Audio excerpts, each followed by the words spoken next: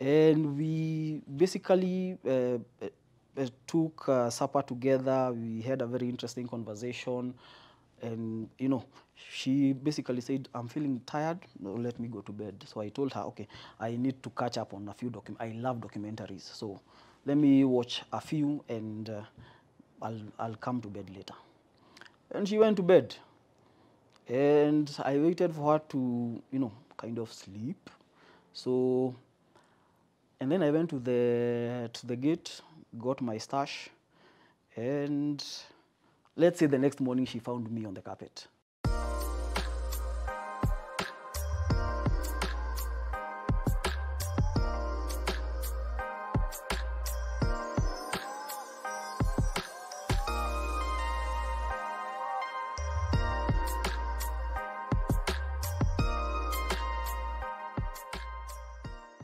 Hi guys, and welcome to today's episode, which comes against the backdrop of International Men's Day, which is themed Zero Male Suicide. Today's guest has lived experiences and he'll share with us what his journey of life has been.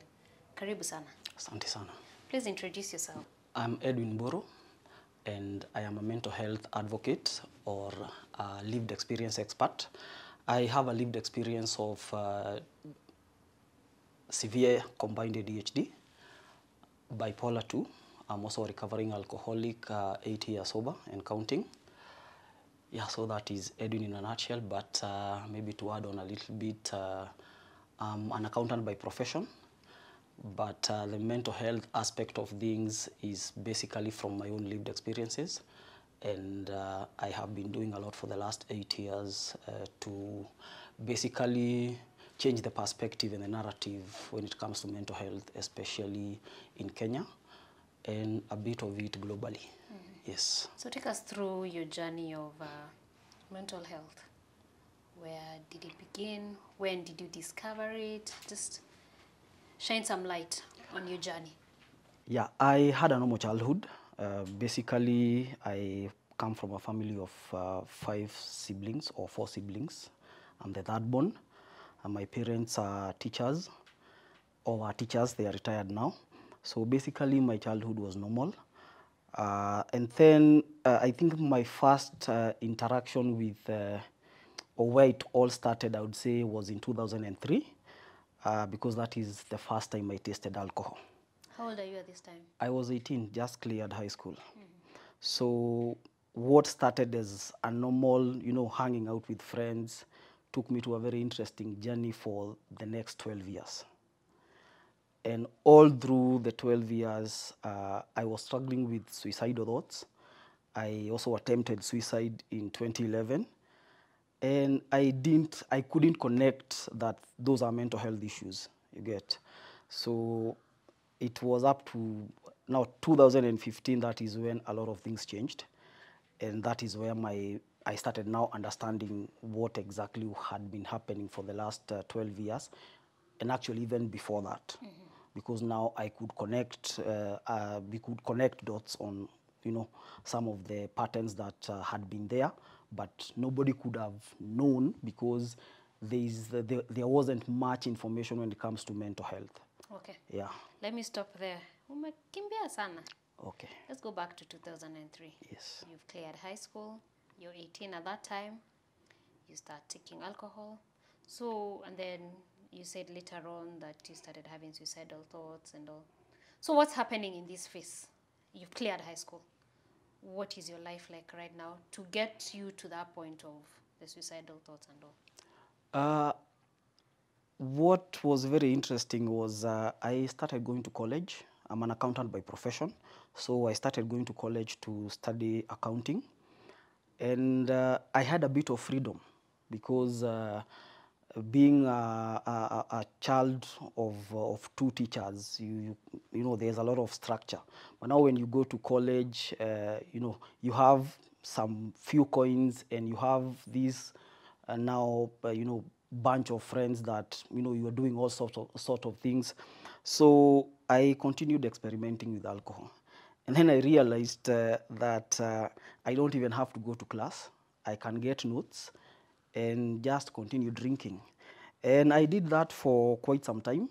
And I interestingly, I passed. So, but now things changed when my dad was a bit, connected. So he got me a job somewhere. And I remember him actually begging me to, in as much as you have some money on your own, I'm still willing to take you, continue paying for your school and college and all that. And I was very categorical. I'm okay. I don't need anything from you. Let me just concentrate on my career.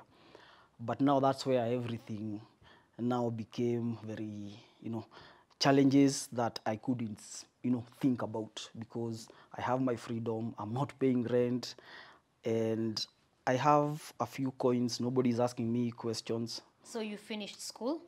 How many years? 4 years? I didn't finish. Oh, you didn't finish school. I got a job before I finished my CPA course. Oh, so it was CPAs? Yes. Uh-huh. So after that, I just told everybody, especially my parents, that I'm good. I don't need you to, pay for my school fees. I'll figure it out on my own. But how many years into this, sorry? I think I was 21, 22. So now I have a job and I can afford alcohol. So I drank. I drank. And I drank. And I stopped thinking about school. Everything now became around work, alcohol, work, alcohol. So you were drinking because of what exactly? It was social drinking? You're dealing with stuff?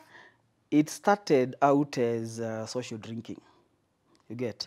But now that's where it becomes interesting, because I didn't know there were underlying mental health issues, you get. And some of what I was struggling with, which now we might later explore, is, it made the addiction even worse. And it made my love for alcohol even, more. I did try a few things. I tried weed, but the interesting thing with weed, I laughed too much, so I didn't like it, And every time I, smoked weed, I could laugh at just anything. But alcohol kind of toned it down, and I felt I could fit in. Because one of the interesting things that now I came later to connect with my experience was, I was a very hyper kid. I was a very naughty kid. Back in the day, when you are, your father is a teacher, your mother is a teacher, and you become the class clown, and you do all sorts of things, you would get a beating. At times I would perform very well, and at times I would not perform at all. And the teachers would be like, last time you had performed, so you are not applying yourself. So I would get a beating in school, and then when I get home, there is, all that, you are not working hard, you are bright and all that. And, it was a mixture of a lot of things. But at that time, nobody could connect there was something underlying. But now, when I started drinking, I later on came to learn that the condition itself, or the mental health condition at that time that was underlying, was actually making the addiction worse. And it gets to a point, the condition itself, it's if something is good, and if something that I actually like, I tend to overdo it. That's the nature of one of those conditions. So it basically took a life of its own. So what did you discover that you were suffering from, so that you can explain the alcoholism? In 2015, I went to rehab. Because of the alcohol? Yes. And interestingly, I walked to rehab myself, because one morning I woke up and I was just having, I was having seizures in the house. I remember it was on a Monday. So at that time, you're living alone? No, I was married. That was in 2015, yeah. So my wife, interestingly, during on that day, she decided to clean out the fridge and every alcohol that was in the house. She doesn't drink, so it was all mine. And whenever I woke up feeling, the withdrawal symptoms per se, I would take a drink and I'm good to go to work. So unfortunately for me, everything was cleaned out. And I was a functioning alcoholic. I was what you would call a high functioning alcoholic. So I asked her, there is something that I always keep by the gate. And she was like, yes, we know, and we cleared it out. And then she was like, and I was like, on the back of at the back of our house, there is a fence. So I used to, keep my stash there also. And she was So like, in the house and also outside? yes. So she was like, even that stash, we cleared it out. So I was having serious withdrawal symptoms. And, she also kind of got concerned because she has never seen me like that. Because every time I felt that way, there was alcohol, which, it would manage. Because the withdrawals basically, it's your body, asking for it. So she got scared, called the HR, and I could hear the conversation. And one thing that I remember the HR said was, are you sure Edwin is actually having such a problem? Because Edwin, nobody's complaining about him, and he's good. And every time he's away from work, we know maybe he's not feeling well, or there's something that is happening. So how are you behaving at this point? There's no alcohol, withdrawal symptoms, or what's happening in the house? I'm shaking, I'm sweating. She had to put, at one point, she had to put a spoon so that I don't bite myself. So it was just one hectic day. So the HR actually thought that me and my wife were having some, domestic issue because she didn't know Edwin the alcoholic. And after a few conversations, they decided, she just basically told my wife that, okay, just take care of him today, but tomorrow let him go to the therapist at the workplace.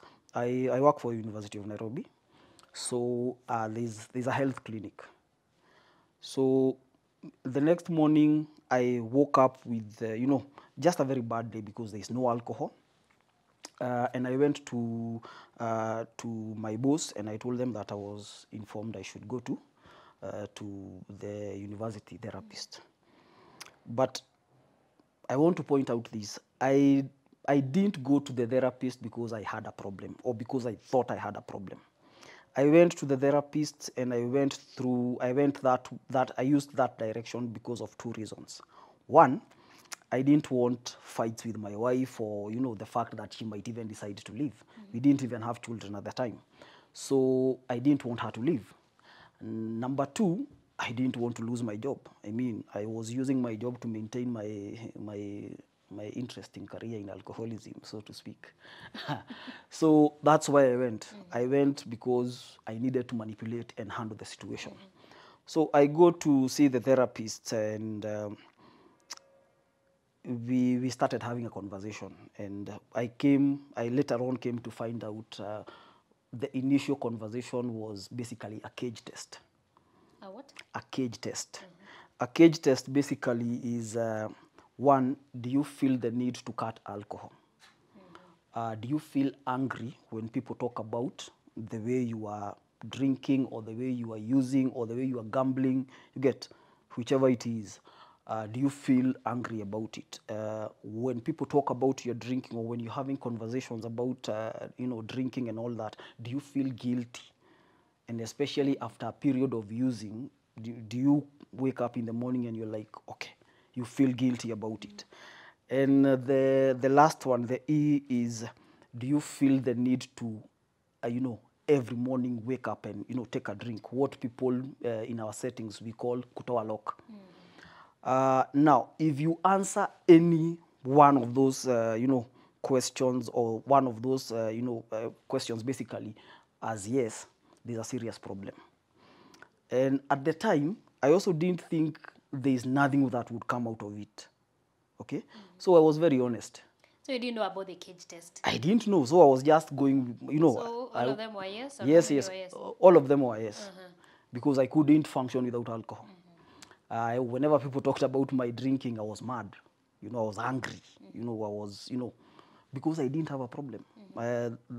In my mind, a person who has an alcoholism issue or who was addicted was the person who was, sleeping in the street, a person who, you know, is being kicked out of every other place, a person who can't have a job. So that was my knowledge, or that was my information back then. That is how far I knew about addiction. So I see the university therapist, and she looks at me. She didn't say anything. She had a very big Samsung tab, and she dialed a number, and the conversation was like, Doctor, you know, I don't want to mention his name, but Doctor so and so, are you in the staff clinic, because there's a young man you need to talk to urgently? And he said he's in. So I went to see him. I mean, it's the university. I'm not getting charged anything, you know. So I go and I sit down. Actually, his name is Dr. Kigamo anyway. So I sit down with my doctor. I later came to realize he's a psychiatrist. Damn good one anyway. So we sit down and we start having a similar conversation. And he's like, Edwin, do you think there's a problem? And I was like, no. I mean, I come to work.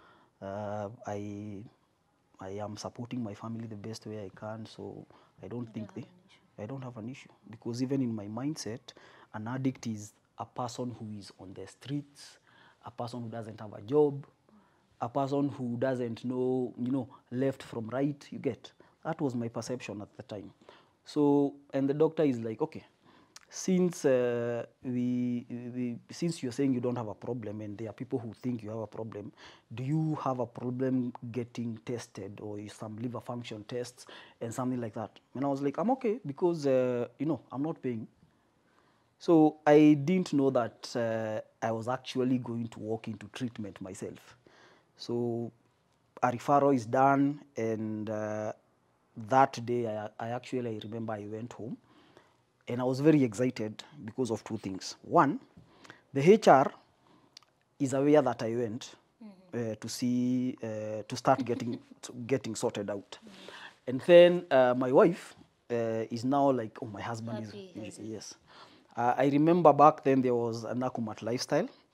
And I remember walking in there, and I took a whole 750 ml of Gilbey's, and I went home. When I went home, I stashed it at the favorite place. And we sat down with my wife. I showed her the, you know, referral. Stashed it at the back of the house? No, at the gate. So we are having a conversation, and I'm like, okay, I'm going to handle this. Everything is going to be okay. I'll stop drinking tomorrow. I'm going for tests, so no worries. And she was very happy. And we basically took supper together. We had a very interesting conversation. And, you know, she basically said, I'm feeling tired, no, let me go to bed. So I told her, okay, I need to catch up on a few I love documentaries. So let me watch a few, and I'll come to bed later. And she went to bed. And I waited for her to, you know, kind of sleep. So, and then I went to the gate, got my stash, and let's say the next morning she found me on the carpet. And my 750 ml of my drink was done. And she was mad. But then people who are addicted, or people who are in active addiction, we are very manipulative, and it takes a long time to even work on that. So she was very angry, but then I was like, I'm going to hospital. This was the last one. And she was okay. So I take my referral, and then I go to the office, and I have a conversation with my boss. I'm going to get some tests done, blah, blah, blah, and all that. And he's okay. So it was around 8, 9. So I was given a referral to Chiromo Lane. So me and my referral letter, and I decided, you know, since I'm going to get tested, maybe I should take something small. So I bought a quarter of yes. You were not afraid that, okay, I'm going for a test, let me be clean, tumalizane nayo, then I can go. Yani you're going for a liver test and all, but you want to take something. Well, that is how a functional alcoholic is. Those issues are not my concern. I'm not worried about the test or anything. I just want to go and finish it because my understanding at the time was I'll be going for therapy sessions in the afternoon, and then in the evening I pass by my local joint and I take a few. So both the wife Wife and is happy, her child is wife, happy. yeah, and I was thinking that is how I can manage that. So I bought my quota at at the same supermarket actually, and then I took a mat to Wechiromo Lane. But then when I got to the gate, I was like, okay, if I get in with it, they might decide to take it. So let me just sit here and just finish it. So I took my quota. That was the last time I took alcohol. So I got inside the facility, a lot of family history questions, you name it. And then they told me I'm getting admitted. I was like, no, I was told I'm getting tested for liver functions and all that. But this is an admission letter. This is a referral letter to be admitted. You hadn't noticed that? Why would I bother with something like that? My mind, as a person in active addiction, I mean, Did you read the letter? Why? Okay. That was the least of my concern. At least in my thinking, everybody was where I wanted them. The HR knows I'm going for sessions and all that. My wife is okay that I'm getting tested and all that. So everything is okay. I am managing it. You get? So now that's where things change, and I was like, wow, okay. So I was a bit angry, and I even called the workplace, and then I was giving the excuse that I haven't handed over. I am the one who is handling petty cash and all that. They were like, no, somebody's coming to do all that. So in the next 30 minutes, I saw a driver from my workplace, handed over the keys. Everything was in order in terms of the office. So Did your wife know that you're going to get admitted? nope. So it's only the HR. I don't think even the HR knew. I think the doctor looked, from what I had, talked about, felt that I needed to go for detox. You get? I wasn't at a good place. So I think that's how. So this was all a trap. I don't say it was a trap, but Did they do any tests? of course, the tests started almost immediately, and detoxification started almost immediately. So I was there for a period of 2 weeks. I was supposed to be there for 1 week, but the state of my physical condition in terms of my liver and all that, and how the test had brought out how my body was affected by alcohol, I think it warranted me to get another week. And then after the 2 weeks, I went to rehab for 3 months. And I remember the day that I got out of the detox center to go to rehab. I was very angry. I was like, why are you doing this? And Who were you angry at? everybody. Now I felt everybody was, was in the picture, and they were all trying to ship me to rehab. So, and I remember my doctor, he looked at me and told me, Edwin, the university wants you to get better, and you will be paid for all those days you'll be in treatment. Nothing will change. You will come back and find your job. But at that time, I couldn't see that. So the next thing I know, I'm in rehab. But you said you voluntarily agreed Now, to go. when I walked into the detox center, I walked there myself. You get? So the other processes now came later. And you couldn't fight them anyway. You get? Couldn't fight them. But I did try to, run away when I was, I think, the second week. I did try to run away from the detox center. And people had visited me. So I went back to my room and I dressed up. and I walked to the gate. So as you know, there's a security personnel, so they opened the gate. So as I was, I only took the first step outside the gate, and I remember, the guard was like, he held my hand and was like, okay, you told me you had gone to visit someone, but you visited them in your slippers. So they realized I was a patient, actually. So I had to go back. So that was the last attempt. I actually attempted to, run away. And I started my journey for rehab. Yes. Which has taken you 8 years. Yeah, I've been sober for 8 years, about 3,040 something days to date. And you talked about earlier that you've, when you went to rehab, correct me if I'm wrong, when you went to rehab, that's when you discovered that there were other underlying conditions. Yep. Talk to us about that. So I go to rehab and I realized that, behind every addiction, there's an underlying issue. But then the society I come from and where I have always looked at, from the perspective I've always had, is mental health issues or any other issue, it's not for me.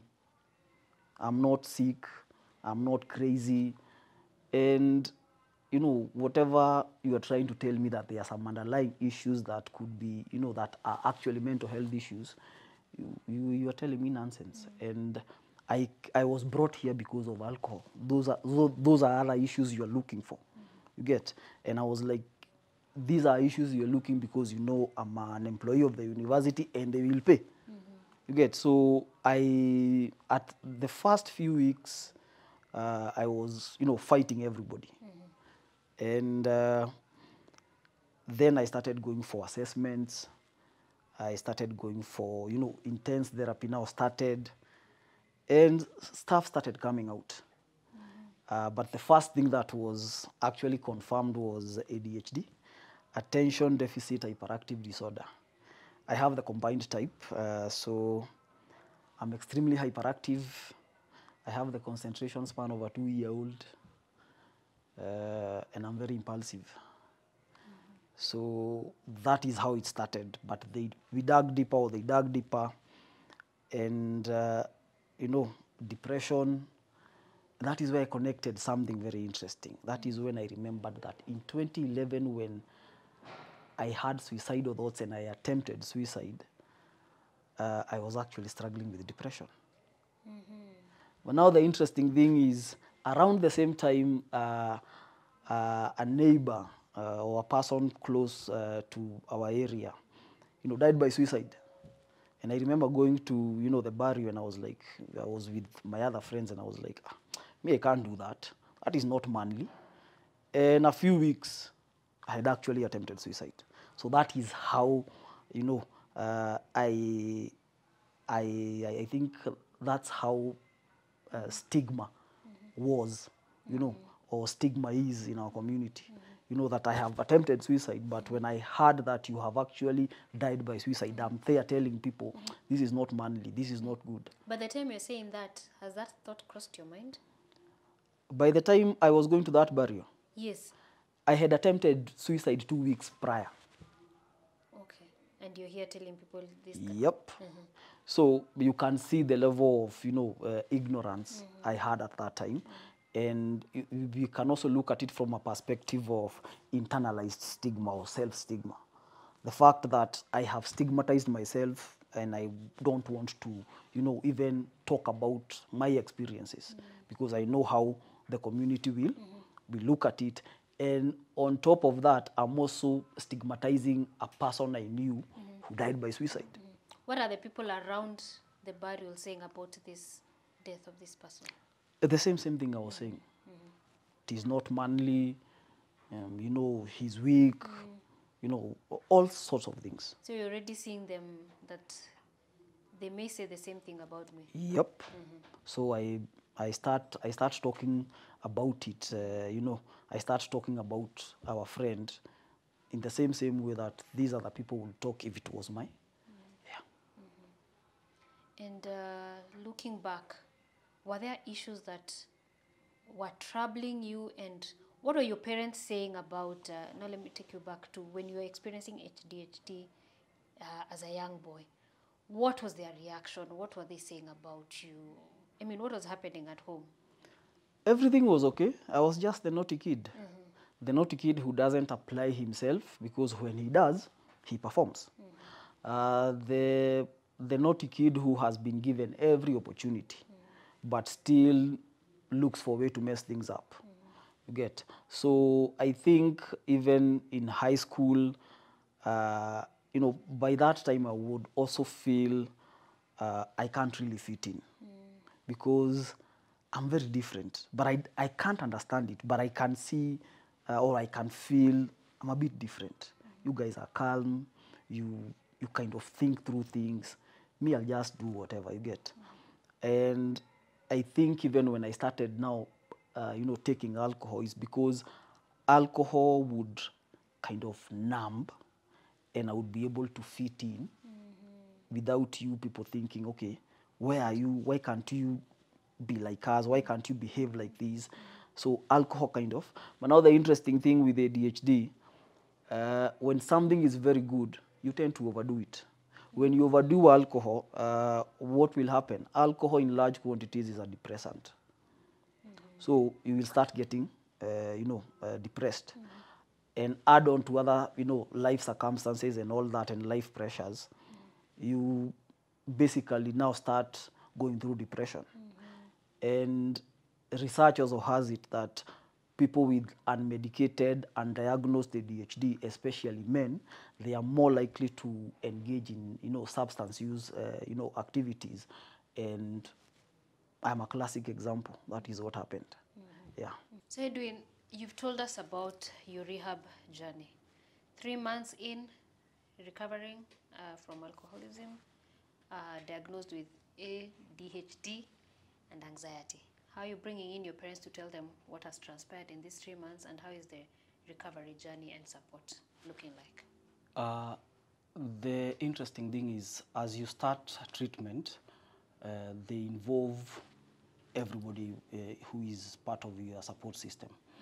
That means your family, your spouse, even your workplace. Because once you get out there, they will need to make some adjustments, or they will need to understand what exactly happens with Edwin and how well they can be able to support him in his recovery journey. So they started almost immediately because we had family sessions. We had, my HR came a few times to understand what is, what I've been diagnosed with and how it affects me at the workplace. So it's like a whole circle of the people around you so that they can be able to give you the right support. Then after that, now we look at the recovery angle.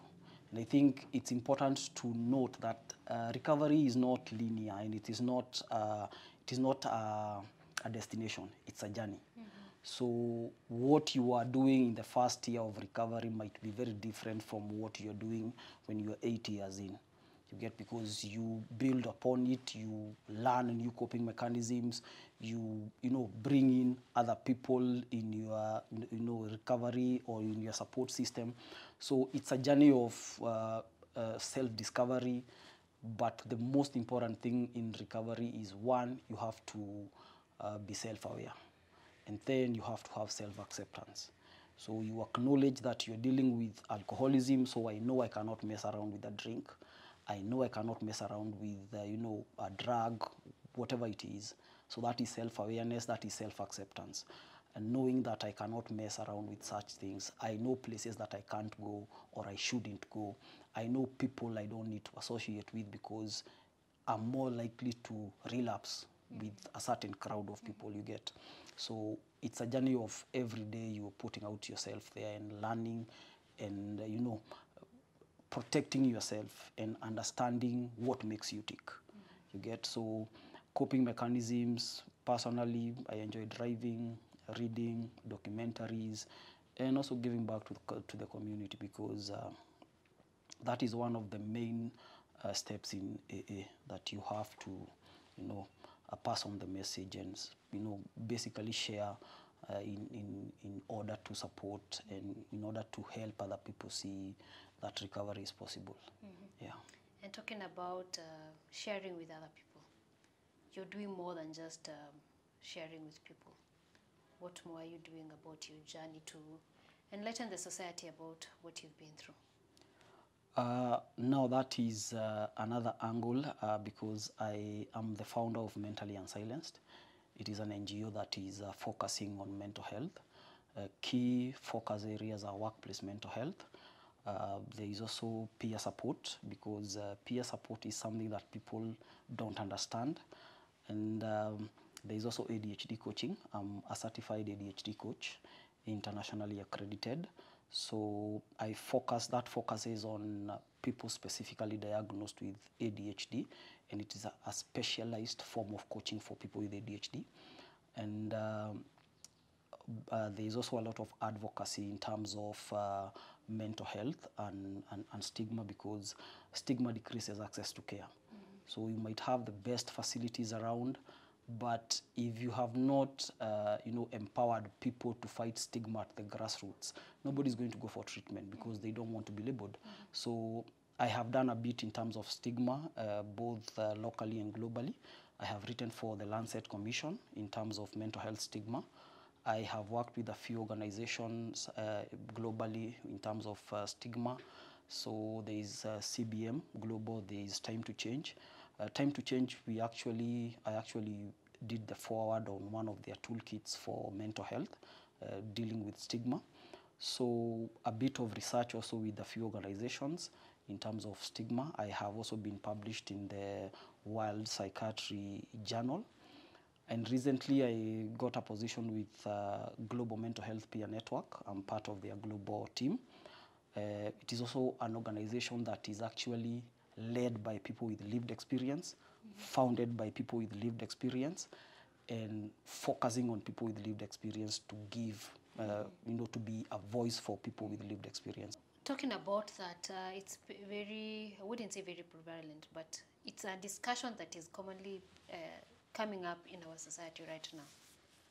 How are you engaging parents who may think my child is just active and all? I mean, the ignorance that may be there. How are you engaging this particular stakeholder going forward in shining a light into this issue?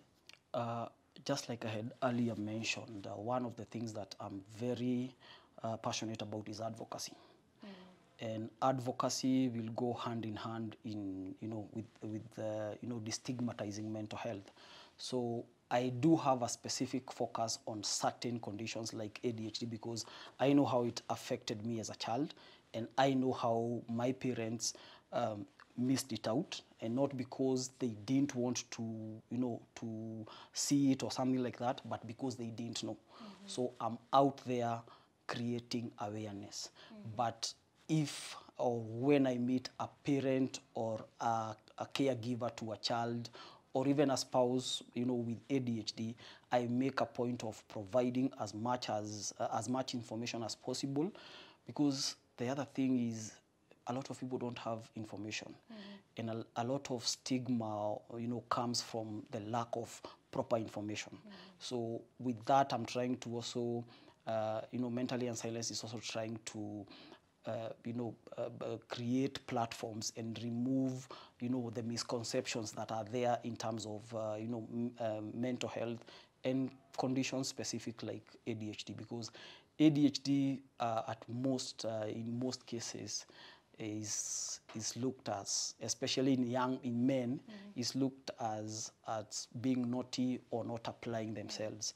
And now for women, it is actually more tricky, because most women will not depict the symptoms like hyperactivity.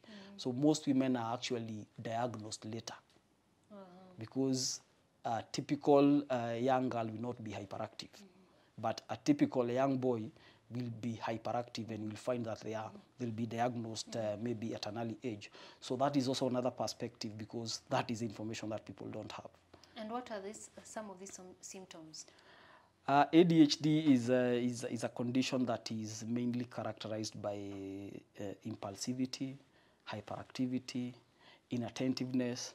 But now it goes deeper, because now this is what people have just maybe heard or maybe, you know, come across. But ADHD affects the executive functions of your brain.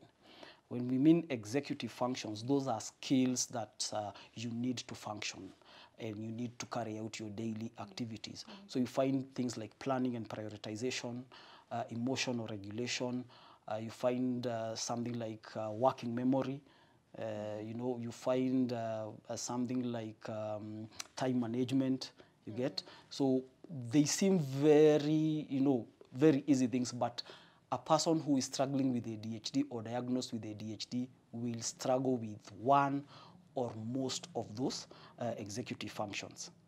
And the struggle is so much that that person cannot even, if it is planning and prioritization, that person cannot even plan his entry or her entry. You get, a person may not be able to regulate their emotions. You get, and that is a big part of ADHD. It's you know, emotional dysregulation. You find the way I will respond to certain issues is way off. You get, and now that's where coaching comes in, because you support somebody to recognize those emotions and how best to work in terms of managing and understanding and appreciating themselves in regard to various executive functions. Yeah. And going, as we wrap up, into your lived experiences and all the work that you're doing around mental health, what's the one thing or two things that you think or you are aspiring to achieve out of the work that you do in this field? There is one thing I've always said, and as I said, I'm very passionate about stigma. So one thing that I always say is, when I keep quiet, stigma wins, and I can't let that happen. So one of the main reasons that I'm out here is destigmatizing mental health, because if we don't talk, then the stigma wins, and we shouldn't let that happen, because it's I have been stigmatized. I know how it feels. So if my conversation with you or any other person is going to, you know, change that narrative, I will always do it. Yeah. And how would you say we should start normalizing this conversation in our society? One is by acknowledging that mental health conditions are just like any other conditions. And they can be treated, they can be managed. And one thing I always pose to people is, who has mental health? And most people say, I don't have mental health. But everybody has mental health. Just like we all have physical health, but it depends. You may have poor physical health when you have a broken limb, you get? And when you have poor mental health is when you are struggling with your mental health. And mental health is on a continuum. It is not static.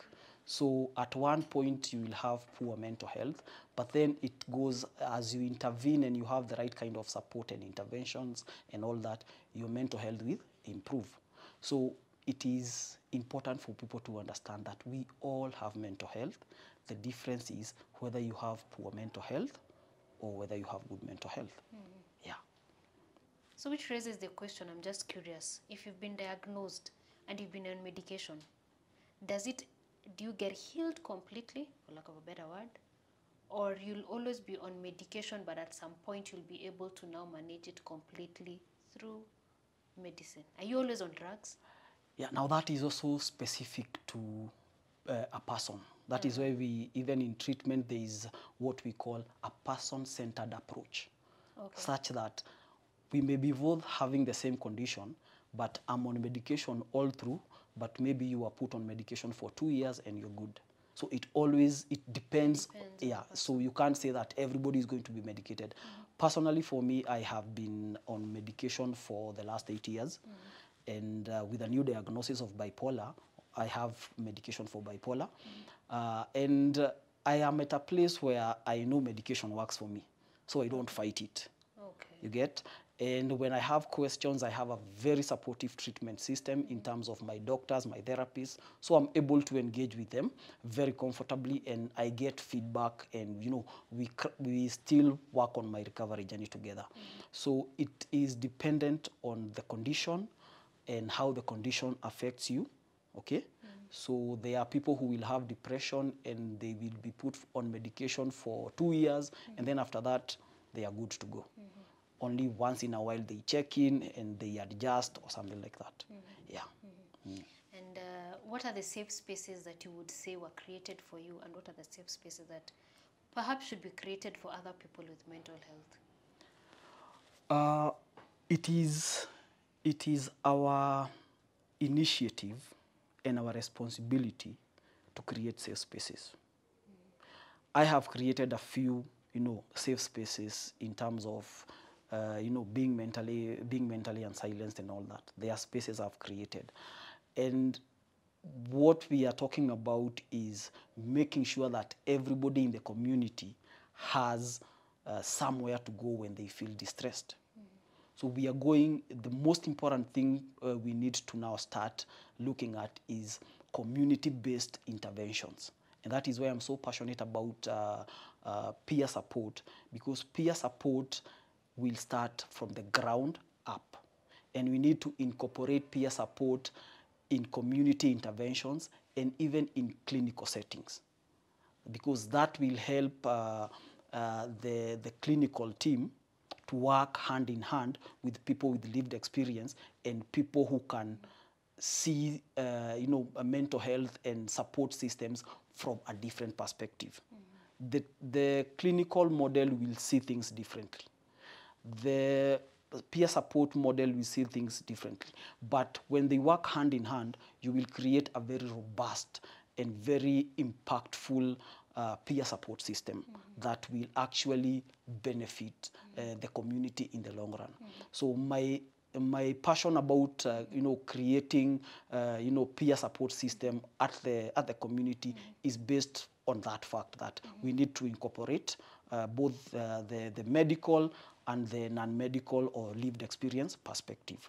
If we work hand in hand together, I believe that we shall see peer support shape the next phase in terms of mental health in Kenya. Yeah. And as we wrap up, and I've said that before, the theme for this year's International Men's Day, Zero Male Suicide. Can our society support that? And how are we creating practical solutions towards addressing this issue? That is a very important question. And maybe let me just put a bit of statistics. Globally, and I think that was before COVID, 800,000 people die of suicide. Okay? 528,000 are men. The rest are women. But here's the interesting fact. Women attempt suicide more times than men. Is that so? Yes. The reason why more men die by suicide is also the fact that the methods they use are much more lethal when compared to what? Yes. Now, when we talk about suicide, suicide is a very complex issue. I have been suicidal, I have attempted suicide, so I can comfortably say that suicide is a very complex issue. And I think we need to understand that. So in terms of, zero suicides, what we now need to do as a society is come up with methods or solutions that can actually help men to speak out and to, openly talk about their struggles. And the conventional, therapy is not really designed for men. So the approach that I can think of that is working or that would work is meet men where they are at. You get? So don't tell them to come to the therapy room. Meet them at their hangout joints, especially sporting activities, places where they are relaxed. You get? And engage in meaningful conversations. You get? And I know people say that men should not man up, and people say that manning up is bad. But here is my perspective of manning up. I went to rehab. That is manning up. I go for therapy. That is manning up. So when you're telling a man to man up, what exactly are you telling him? What do you mean? Are you telling him to man up and, you know, go to the bar? You get? Are you telling him to man up and sit down and share, you know, the challenges that, you know, are affecting him, or the challenges he's facing? You get? If the version of manning up you are telling or you are talking about is destructive, definitely we'll see more men die of suicide every other day. So we have to think of the kind of society that we want men to have, and men to lead, or men to be involved in. Is it a society that allows a man to have an open conversation with somebody without feeling judged? You get? Because I think it is important for people and everybody around to understand that. Okay?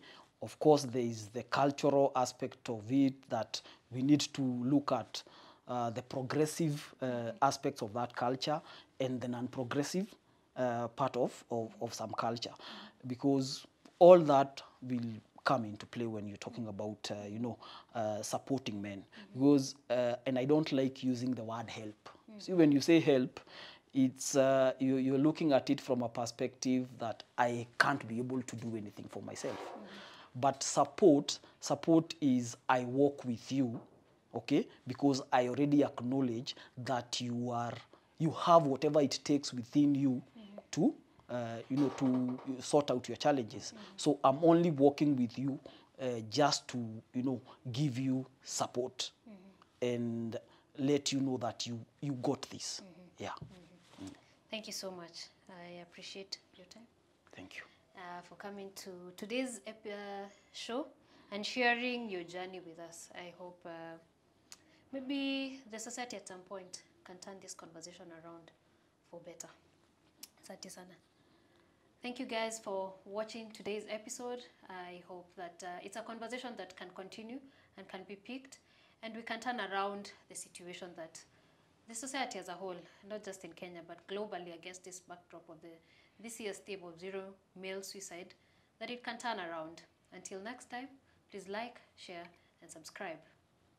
Have a good one.